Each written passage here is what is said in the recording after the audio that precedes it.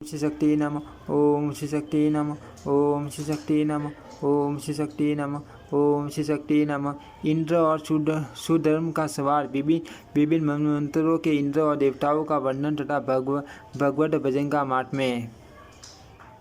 श्री सनक जी कहते हैं, मुने इसके बाद मैं भगवान विष्णु की विभूति स्वरूप मनु और इंद्र आदि का वर्णन करूँगा। इस वैष्णवी विभूति का श्रवण अथवा कीर्तन करने वाले पुरुषों को पाप तत्काल नष्ट हो जाता है। एक समय वैवस्वत मनवंतर के भीतरी गुरु बृहस्पति और देवताओं से इंद्र सुधर्म के निवास स्थान पर गए। देव ऋषि बृहस्पति जी के साथ देवराज को आया देख कर सुधर्म ने आदरपूर्वक उनकी यथायोग्य पूजा की। सुधर्म से पूजित हो इंद्र ने विनय पूर्वक कहा। इंद्र बोले, विद्वान, यदि आप बीते हुए ब्रह्मकल्प का वृतांत जानते हैं तो बताइए। मैं यही पूछने के लिए गुरुजी के साथ आया हूँ। देवराज इंद्र ने ऐसा कहने पर सुधर्म हंस पड़ा और उसने विनय पूर्वकल्प के बाद सब बातों का विधिवत वर्णन किया। सुधर्म ने कहा, इंद्र एक सहस्त्र चतुर्युगी का ब्रह्मा जी का एक दिन होता है और उनके एक दिन में 14 मनु 14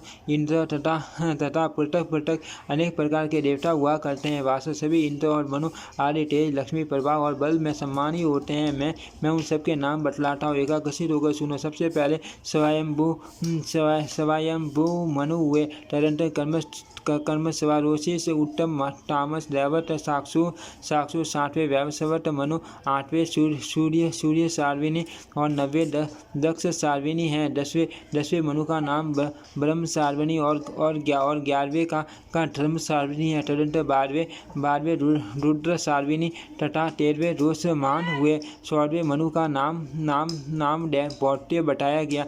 यह 14 मनु है। देवराज, अब मैं देवताओं और इंद्रों का वर्णन करता हूँ, सुनो। स्वयंभू मनवंतर में देवता लोग याम के नाम से विख्यात थे। उनके परम बुद्धिमान इंद्र की शशिपति नाम से प्रसिद्ध थे। शिवारोषिष मनवंतर में पारावत और तसित नाम के देवता थे। उनके स्वामी इंद्र का नाम विप्रसिद्ध था। वे सब प्रकार की संपदाओं से समर्थ थे। तीसरे उत्तम नामक मनवंतर में सुदामा, सत्य, शिव तथा प्रतर्दन नाम वाले देवता थे। उनके इंद्र सुशांति नाम से प्रसिद्ध थे। चौथे तामस मनवंतर में सुपाल, हरि, सत्य और सूर्य ये देवता हुए। शक्र उन देवताओं के इंद्र का नाम उस समय शिवी था। 5वें रैवत मनवंतर में अमिताभ आदि देवता थे और 5वें देवराज का नाम विभु कहा गया है। 6ठे साक्षुष मनवंतर में आर्य आदि देवता बताए गए हैं। उन सबके इंद्र का नाम मनोजव था। इस 7वें वैवस्वत मनवंतर में आदित्य, वसु तथा रुद्र आदि देवता और संपूर्ण भोगों से संपन्न आप ही इंद्र हैं। आपका विशेष नाम पुरंदर बताया गया है। 8वें सूर्य सार्वनी मनवंतर में अपरमेय में तथा सुटप आदि होने वाले देवता बताए जाते हैं। भगवान विष्णु की आराधना के प्रभाव से राजा बलि उनके इंद्र होंगे। 90वें दक्ष सार्वनी मनवंतर में पार आदि देवता होंगे और उनके इंद्र का नाम अद्भुत बताया जाता है। 10वें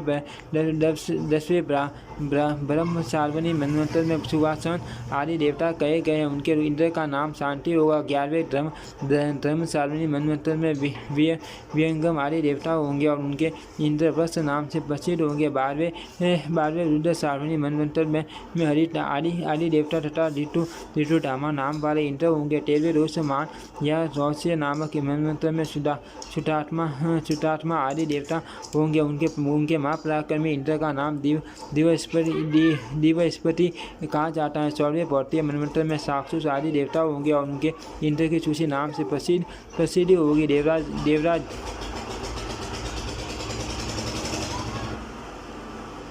देवराज, इस प्रकार मैंने भूत और भविष्य, मनु, इंद्र तथा देवताओं का यथार्थ वर्णन किया। ये सब ब्रह्मा जी के एक दिन में अपने अधिकार का उपभोग करते हैं। संपूर्ण लोकों तथा सभी स्वर्गों में एक ही तरह की सृष्टि कही गई है।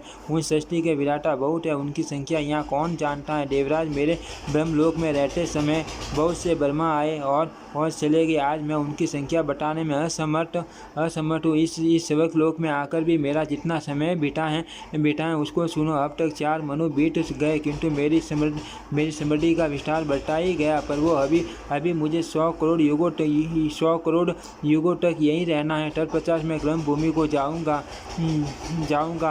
महात्मा शुद्ध धर्म के ऐसा कहने पर देवराज मन बड़े प्रसन्न हुए और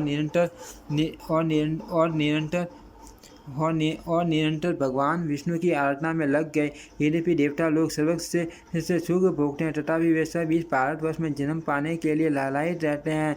जो भगवान नारायण की पूजा करते हैं, उन महात्माओं की पूजा सदा ब्रह्मा आदि देवता किया करते हैं। जो महात्मा सब प्रकार के संग्रह परिग्रह का त्याग करके निरंतर भगवान नारायण के चिंतन में लगे रहते हैं, उन्हें भयंकर संसार का बंधन कैसे प्राप्त हो सकता है। यदि कोई उन महापुरुषों के संग का लोभ रखते हैं तो वे भी मोक्ष के भागी हो जाते हैं। जो मानव प्रतिदिन सब प्रकार की आसक्तियों का त्याग करके गरुड़ वाहन भगवान नारायण की रचना करते हैं, वे संपूर्ण पाप राशियों से सर्वथा मुक्त होकर हर्षपूर्ण हृदय से भगवान विष्णु के कल्याण में पद को प्राप्त होते हैं। जो मनुष्य आसक्ति रहित तथा पर अवर उत्तम मध्यम शुभ अशुभ के ज्ञाता है और निरंतर देव गुरु भगवान नारायण का चिंतन करते रहते हैं, उस ध्यान से उनके अंतःकरण की सारी पाप राशि नष्ट हो जाती है और वे फिर कभी माता के स्तनों का दूध नहीं पीते। जो मानव भगवान की कथा श्रवण करके अपने समस्त दोष दुर्गुण दूर कर चुके हैं और जिनका चित्त भगवान श्री कृष्ण के सन्नाथ बिंदु की आराधना में अनुरक्त हैं, वे अपने शरीर के संग अथवा संपासन से भी संसार को पवित्र करते हैं। अतः सदा से हरि की पूजा करनी चाहिए। ब्राह्मण जैसे निश्चित भूमि में इधर उधर का सारा जल सिमट कर इकट्ठा हो जाता, उसी प्रकार जहाँ भगवत पूजा परायण शुद्ध सिद्ध महापुरुष रहते हैं, वहीं संपूर्ण कल्याण का वास होता है। भगवान विष्णु ही सबसे श्रेष्ठ बंधु हैं, वे सर्वोत्तम गति हैं। अतः उन्हीं की निरंतर पूजा करनी चाहिए, क्योंकि वे सबकी चेतना के कारण है। मुनिश्रेष्ठ, आप स्वर्ग और मोक्ष फल के दाता सदानंद स्वरूप निरामय भगवान श्री हरि की पूजा करो, इससे आपको परम कल्याण की प्राप्ति होगी। ओम श्री शक्ति नमः। ओम श्री शक्ति नमः। ओम श्री शक्ति नमः।